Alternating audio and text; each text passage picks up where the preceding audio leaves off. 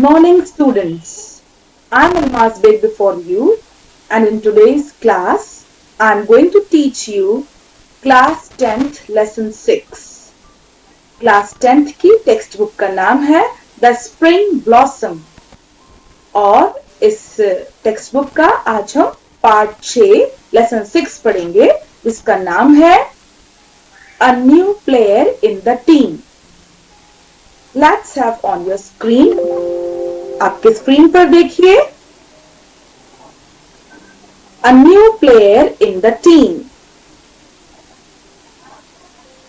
इस लेसन को मीनाक्षी जी जैन ने आपके लिए प्रस्तुत किया है. ये एक बच्ची की स्ट्रगल की कहानी है. इसमें आपको बताया गया है कि एक बालिका, एक गर्ल जिसका नाम है ममता, किस प्रकार वो ऐसी सिचुएशंस का सामना करती है जो कि बहुत मुश्किल है और उन पर विजय प्राप्त करती है और अपने आप को प्रूव करके बताती है, साबित करके बताती है. तो आइए इस लेसन को पढ़ते हैं. यहाँ आपके स्क्रीन पर कुछ पिक्चर्स जो हैं वो निकालकर बताए गए हैं. ये जो लेसन है, ये लेसन एक छोटे से गांव की लड़की का है जो कि छोटे से गांव के स्कूल में पढ़ती है. उसे एक स्कॉलरशिप मिलती है और उस स्कॉलरशिप की वजह से उसका एडमिशन शहर के कॉन्वेंट स्कूल में हो जाता है.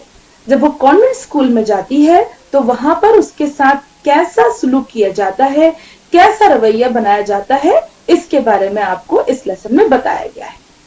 और खास बात, इस लेसन में आपको एक गेम के बारे में बताया गया है. इस गेम का नाम है बास्केटबॉल.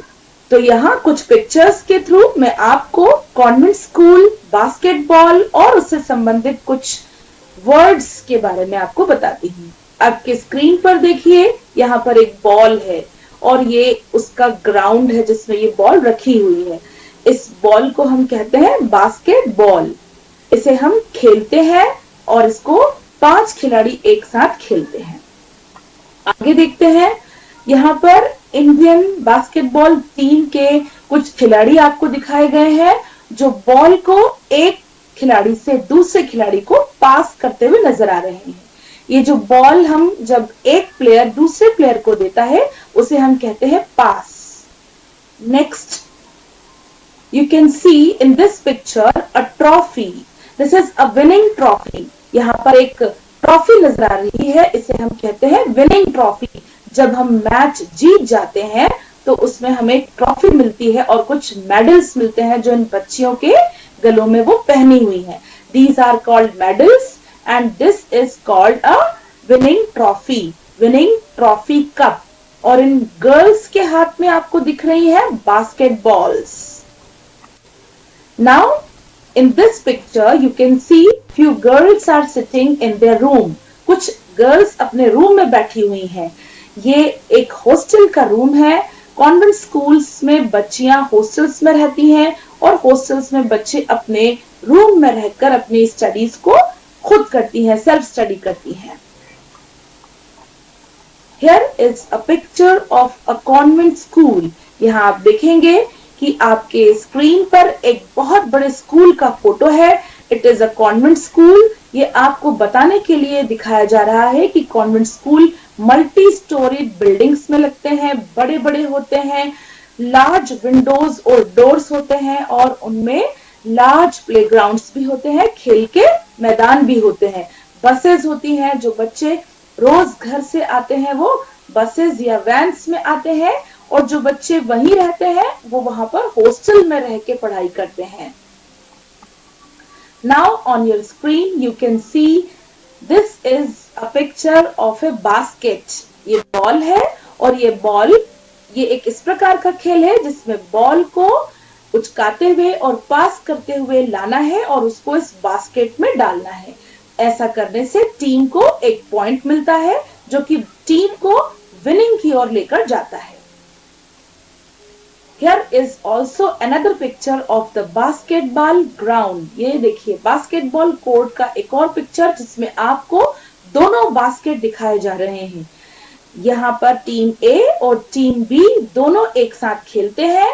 टीम ए के पास यदि बॉल है तो टीम बी उससे बॉल लेने की कोशिश करती है और उसको अपने बास्केट में ले जाकर डालने की कोशिश करती है, और यदि टीम बी के पास बॉल है तो टीम ए उससे बॉल को लाकर अपने बास्केट में डालने की कोशिश करती है। इस प्रकार गेम आगे बढ़ता है और जिसके पॉइंट्स ज्यादा हो जाते हैं वो टीम का विनिंग मेंबर होता है, विनिंग टीम कहलाती है। Here you can see this is D. यहाँ पर बास्केटबॉल बास्केट दिखाई दे रहा है और एक तरफ का मैदान आपको स्पष्ट दिखाई दे रहा है जिसमें आपको पॉइंट्स दिए गए हैं। देखिए 1 2 3 4 ये पॉइंट्स दिए गए हैं। यहाँ पर बास्केटबॉल के प्लेयर्स खड़े होकर बॉल को बास्केट करने की कोशिश करते हैं। तो इसको हम क्या कहते हैं? Called basketball court. इसे हम बास्केटबॉल कोर्ट कहते हैं। Now we will begin the lesson. First I'm going to read this for you. पहले मैं आपको इसको पढ़ के बताऊंगा। You have to listen carefully. आपको ध्यान पूर्वक सुनना है। सुनने के बाद आपको इसको सेल्फ रीड करने की कोशिश करना है, खुद इसको पढ़ने का प्रयास करना है। आपको पीडीएफ फॉर्म में बुक्स जो है वो स्कूल्स के ग्रुप में डाल दी गई है। आप बुक्स में लेसन को ओपन करेंगे पीडीएफ में और उसके बाद इस लेसन को रीड करने की कोशिश करेंगे। While reading, you have to be very careful. किस प्रकार पढ़ना है, कहाँ फुल स्टॉप है, हमें रुकना है, कहाँ कॉमा है, कहाँ पॉज देना है, इन बातों का हमें स्पेशली ध्यान रखना है, फोकस करना है। So I am beginning for you. यहाँ आप देखिए इन्वर्टेड कॉमास के अंदर ये फर्स्ट 2.5 लाइन्स लिखी हुई हैं। इसका मतलब है कि ये लाइन्स यहाँ पर कोट की गई हैं। इन लाइन्स को यहाँ पर कोई कह रहा है, वैसे के वैसे ही इन लाइन्स को यहाँ आपके लिए लिख दिया गया है। जब किसी के द्वारा कहे गए शब्दों को हम वैसा ही लिख देते हैं उसे हम इंग्लिश में कहते हैं कोट करना। ममता, I want you to start practicing your game seriously from today. I'm taking you in the basketball team. These words of the basketball coach surprised everyone. Selections had been going on for the school's basketball team and the coach had chosen Mamta, who had joined the school only a month before. Now I'm explaining it to you. ममता से कहा जा रहा है कि I want you to start practicing. मैं चाहता हूं कि तुम प्रैक्टिस करना शुरू कर दो। प्रैक्टिस करना यानी अभ्यास करना। Seriously, seriously यानी गंभीर होकर। From today, आज से ही, I am taking you in the basketball team. मैं तुम्हें बास्केटबॉल टीम में ले रहा हूँ, चुन रहा हूँ। These words of the basketball coach surprised everyone. ये जो वर्ड्स थे जो कोट करे हुए हैं, ये बास्केटबॉल कोच के वर्ड्स थे। बास्केटबॉल कोच उस व्यक्ति को कहते हैं, यानी कोच वह शिक्षक होता है जो हमें किसी भी खेल की प्रैक्टिस करवाता है, चाहे वो क्रिकेट का हो, बास्केटबॉल का हो, हॉकी का हो। लेकिन यहाँ पर हम स्पेशली बास्केटबॉल की बात कर रहे हैं तो उसके लिए हम लिखेंगे बास्केटबॉल कोच। तो बास्केटबॉल कोच ममता से कह रहे हैं कि तुम खेल का अभ्यास करना शुरू कर दो आज से ही। ऐसे शब्दों को सुनकर सभी लोग जो वहां थे सरप्राइज हो गए। सरप्राइज यानी आश्चर्यचकित हो गए। Selections had been going on. Team के लिए, बास्केटबॉल टीम के लिए चयन किए जा रहे थे। सिलेक्शन से चयन करना। For the schools basketball team and the coach यानी बास्केटबॉल के शिक्षक हैड चोजन ममता, उन्होंने ममता को चुन लिया था। चोजन यानी चुना जा चुकना, वह ममता को चुन चुके थे। Who had joined the school only a month before, Mamta जो है वो कुछ महीनों पहले ही स्कूल में आई थी। उसने कुछ महीनों पहले ही स्कूल को ज्वाइन किया था। उसके बावजूद कोच ने ममता को बास्केटबॉल टीम के लिए चूज कर लिया और उससे कहा कि you start practising from today, तुम आज से ही अभ्यास करना शुरू कर दो। Mamta could not believe her ears. She wanted to play basketball since she joined the school, but none of the girls in her class was ready to teach her. In fact, some of the girls in the team even laughed at her when they heard that the previous school in which she had studied did not even have a basketball court. यहाँ पर आगे बताते हैं, Mamta could not believe her ears. Mamta को ये शब्द सुनकर अपने कानों पर विश्वास नहीं हुआ कि ये उसने क्या सुन लिया. She wanted to play basketball, और वो बास्केटबॉल जब से स्कूल आई थी तब से ही खेलने की इच्छा रखती थी. But none of the girls in the school was ready to teach her. लेकिन स्कूल की और क्लास की नन ऑफ द गर्ल्स यानी कोई भी लड़कियां, इतनी लड़कियों में से कोई भी लड़कियां उसको टीच यानी सिखाना नहीं चाहती थी, उसको सिखाने के लिए तैयार, रेडी यानी तैयार नहीं थी. इनफैक्ट यहां तक कि some of the girls in the team even laughed at her. Laughed का मतलब होता है हंसना. कुछ लड़कियां जो थी वो तो उसके ऊपर हंसती थी. टीम की, बास्केटबॉल टीम की लड़कियां उसे देखकर उसकी हंसी उड़ाती थी. When they heard that the previous school in which she had studied, जब उन्होंने ये सुना कि previous यानी पहले का, पुराना, previous school in which she had studied did not even have a basketball court, कि पुराने स्कूल जहां से वे स्कूल में आई है वहां पर बास्केटबॉल कोर्ट तक नहीं है, यानी बास्केटबॉल खेलने का ग्राउंड भी उनके पुराने स्कूल में नहीं था. Mamta had been studying in a small school in the nearby town. Till then, as her parents could not afford to send her to any one of the public schools in the city. It was only because of the scholarship she had won from a trust that it had been possible for her to join this reputed convent school. Being away from home in a hostel, she yearned for some friends, but till now most of the girls had refused to accept a small town girl as their friend. यहाँ इस paragraph में बताया गया है कि ममता कौन से शहर, कौन से गांव से, कौन से स्कूल से आई है और किस प्रकार उसका यहाँ एडमिशन हुआ है. ममता had been studying in a small school. ममता एक छोटे से स्कूल में पढ़ा करती थी. In a nearby town, जो कि इससे लगे हुए शहर में था.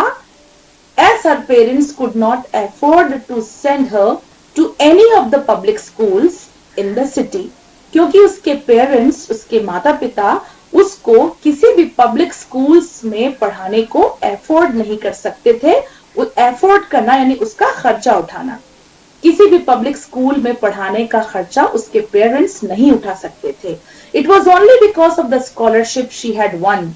Won यानी जीती थी. ऐसा तभी संभव हो सका जबकि उसने एक स्कॉलरशिप, एक वजीफा जीता था, जो कि एक ट्रस्ट कहते हैं संस्था. कई संस्थाएं काम करती हैं जो कि अच्छे होनहार बच्चों को पढ़ाई का खर्चा देती हैं. तो ऐसे ही किसी ट्रस्ट से ममता को एक स्कॉलरशिप मिली, एक वजीफा मिला, जिसके माध्यम से उसका एडमिशन कॉन्वेंट स्कूल में हो सका. It had been possible for her to join the reputed convent school. Reputed का मतलब होता है जाना माना, जिसको कि सब लोग जानते हो, जिसकी की पोजीशन हो, जिसका कोई ओहदा हो. ऐसा कॉन्वेंट स्कूल जो कि बहुत पहुंचा हुआ था, जिसे सब मानते थे, जहाँ की पढ़ाई, जहाँ के बच्चे बहुत होशियार और होनहार होते थे. ऐसे स्कूल में उसका एडमिशन हो सका.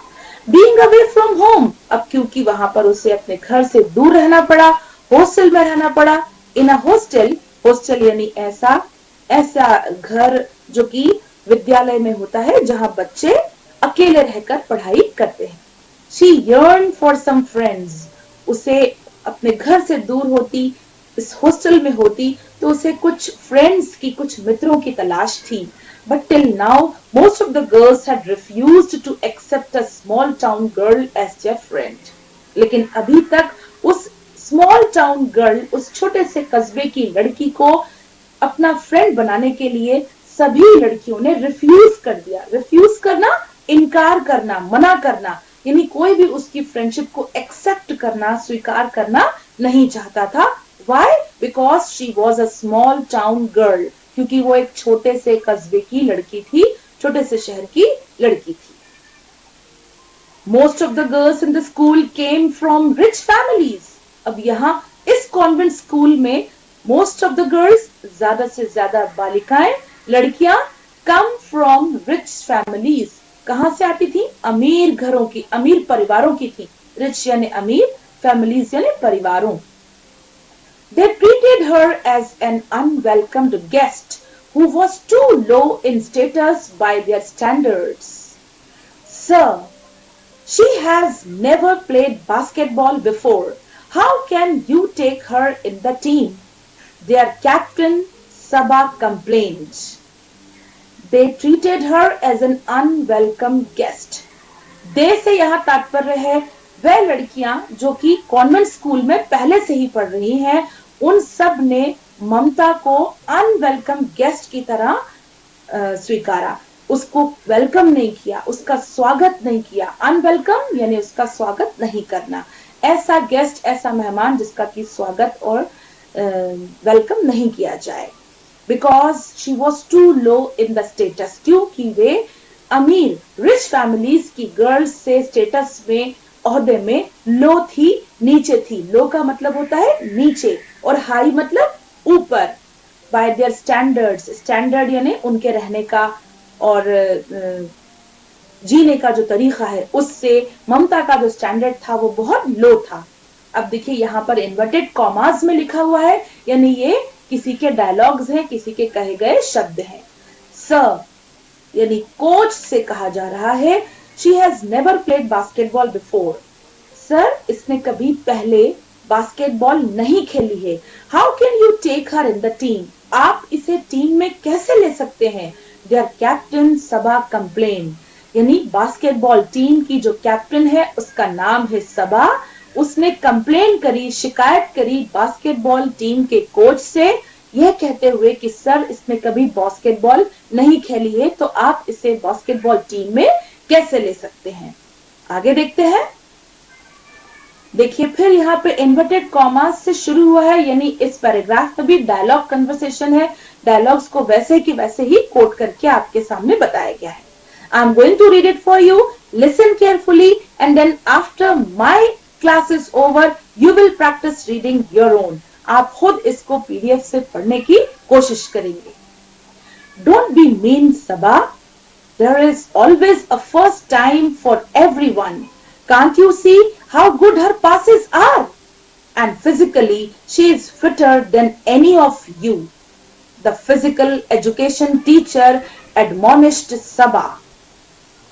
Oh no, how we can forget all about winning the trophy in the inter-school basketball championship this year, grumbled Reema, the voice captain of the team. देखिए कितना इंटरेस्टिंग यहाँ पर बताया गया है। Don't be mean Saba, basketball team के जो coach है वो सबा से कह रहे हैं कि इतना मीन मत बनो। Don't be mean, there is always a first time for everyone. हर व्यक्ति के लिए जब शुरुआत होती है तो हमेशा प्रारंभ करना ही पड़ता है। Can't you see how good her passes are? क्या तुम नहीं देखती कि उसके बॉल को पास करने का अंदाज कितना अच्छा है? And physically she is fitter than any of you. और देखो शारीरिक रूप से वे तुम सबसे कितनी तंदुरुस्त है। फिटर यानी स्वस्थ से भी ज्यादा स्वस्थ है। द फिजिकल एजुकेशन टीचर, जो उनके फिजिकल एजुकेशन के जो शिक्षक थे यानी जो उनके कोच थे, एडमोनिस्ड सबा, उन्होंने सबा की बात को नकारते हुए ऐसा कहा। अब आगे देखिए, सबा कहती है ओ नो, क्या बात है, यानी उसको अच्छा नहीं लगा उनके फिजिकल एजुकेशन टीचर ने सबा की बात को नकारते हुए ये जो बात कही इससे। Now we can forget all about winning the trophy. अब हमें भूल जाना चाहिए विनिंग द ट्रॉफी, कि हम इस बार अपने स्कूल के लिए ट्रॉफी को जीत कर लाएंगे। विनिंग यानी जीतना। In the inter school basketball competition, basketball championship, यानी जो अभी आने वाले टाइम में स्कूलों के बीच में एक स्कूल का दूसरे स्कूल और फिर तीसरे और चौथे, इन सभी स्कूलों का जब आपस में कंपटीशन होता है, प्रतियोगिताएं होती हैं, उन्हें हम कहते हैं इंटर स्कूल चैंपियनशिप। चैंपियन उसे कहते हैं जो सभी स्कूलों को हराकर ट्रॉफी को जीत के ले जाता है, वो बनता है फाइनली चैंपियन। तो सबा कहती है कि हमें चैंपियनशिप के बारे में भूल जाना चाहिए, क्योंकि ममता को टीम में लिया जा रहा है जिसने कि कभी बास्केटबॉल को खेला नहीं है। ग्रैम्बल्ड रीमा, ऐसा कौन कहता है? ये रीमा कहती है, the vice captain of the team. और जो रीमा है वो टीम की वॉइस कैप्टन है। पहला होता है कैप्टन, और जब कैप्टन को कुछ प्रॉब्लम हो जाती है तो वॉइस कैप्टन निर्णय लेता है। हर टीम में कैप्टन और वॉइस कैप्टन दो लोग होते हैं जो कि टीम के लिए निर्णय लेते हैं। Next, the other girls in the group also made faces to show their displeasure. What these girls did not know was that if anyone told Mamta she could not do a certain thing, she accepted it as a challenge and never rested till she had proved them wrong. देखिए कितनी अच्छी बात यहाँ बताई गई है, और ये लेसन आपको शिक्षा देने के लिए लिखा गया है। आप कक्षा 10 के बच्चों को ये बताया जा रहा है कि किस प्रकार हर विद्यालय में every year new students take admission, नए स्टूडेंट्स आते हैं, चाहे वो स्कॉलरशिप से आए या किसी और सोर्स से आए या वैसे ही उनका ट्रांसफर हो, तो आपके स्कूल में every year you meet with some new students. तो उन स्टूडेंट्स के साथ आपको कैसा बिहेव करना है, आपको आगे अगर वो किसी खेल में है या किसी प्रॉब्लम में है तो कैसे आपको इन सारी प्रॉब्लम्स को सॉल्व करना है, इस लेसन के थ्रू आपको ये सारी बातें सिखाई जा रही हैं। तो please follow the instructions, lesson को अच्छे से सुनिए, समझिए, और इसमें जो आपको बताया जा रहा है उसको पालन कीजिए, उसको फॉलो कीजिए।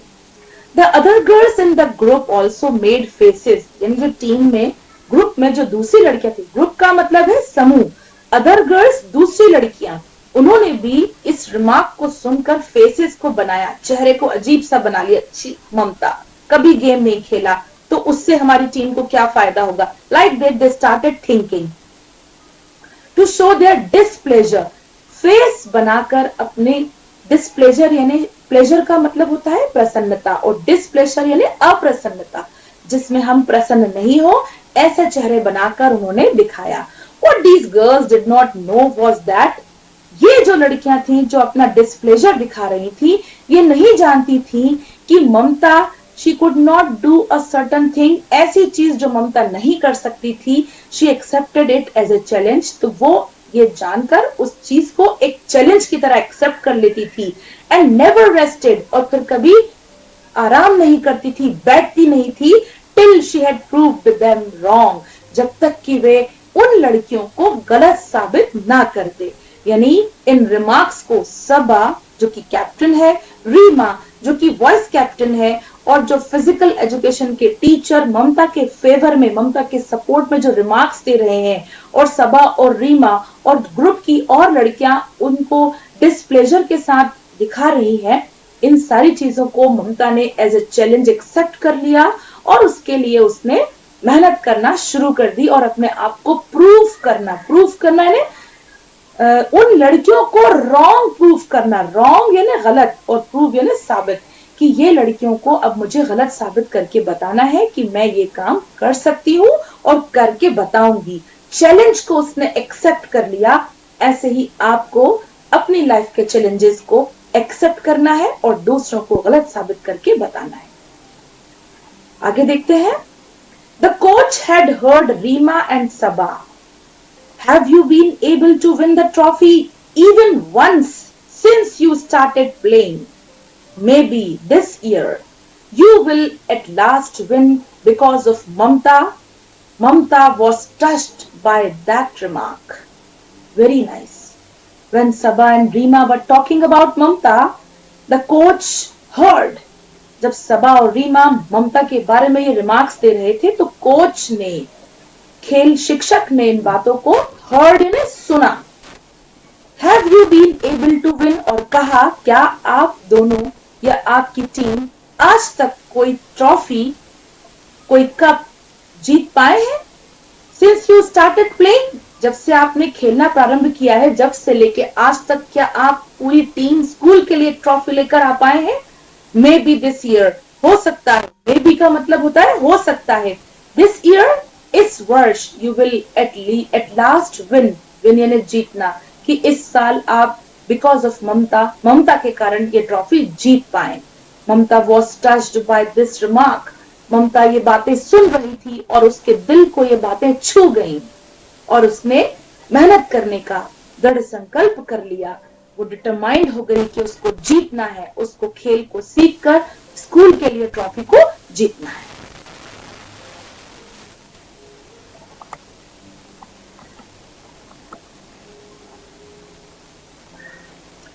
She thought of the famous words that her mother often repeated to her. Practice makes a man perfect. So she started using all her free time in practicing basketball. She was thankful that the coach was helping her in every way. She kept perfecting her passes and her techniques with firm determination. Even the snide remarks from the teammates made her more resolute. यहाँ पर आपको बताया गया है, she thought of the famous words that her mother often repeated to her. Famous का मतलब होता है प्रसिद्ध, thought यानी सोचा, words यानी शब्दों को, mother उसकी माँ, often यानी अक्सर, repeated यानी दोहराया करना।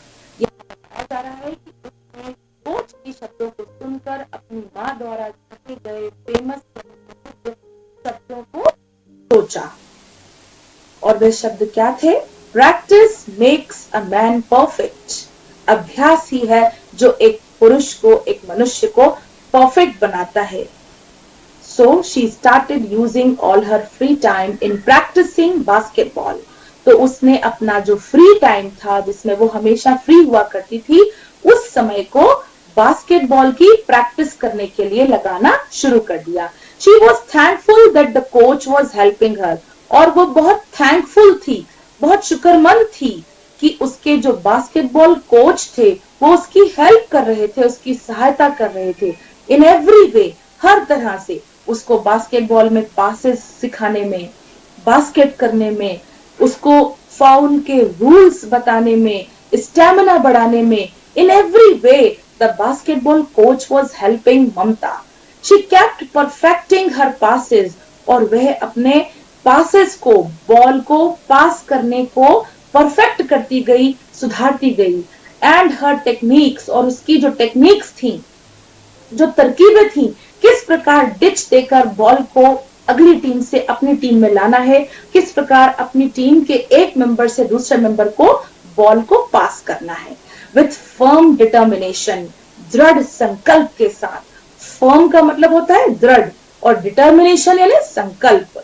Even the snide remarks from the teammates made her more resolute. और जो snide remarks का यहाँ पर मतलब है, जो टीम के सदस्य, snide का मतलब होता है ताने मारना। ग्रुप के जो मेंबर्स थे वो ममता को ताने मारा करते थे। इन तानों से ममता जो थी वो और ज्यादा रिजोल्यूट हो जाती थी, और ज्यादा पक्की हो जाती थी कि उसको खेल सीखना है और टीम के लिए, स्कूल के लिए ट्रॉफी को जीत कर लाना है। I hope that you might have understood these paragraphs nicely. आशा करती हूँ ये जो पैराग्राफ्स आपको वर्ड टू वर्ड बताए गए हैं आपको अच्छी तरह समझ में आए होंगे। In our next class I am going to continue the lesson. Till then, good bye.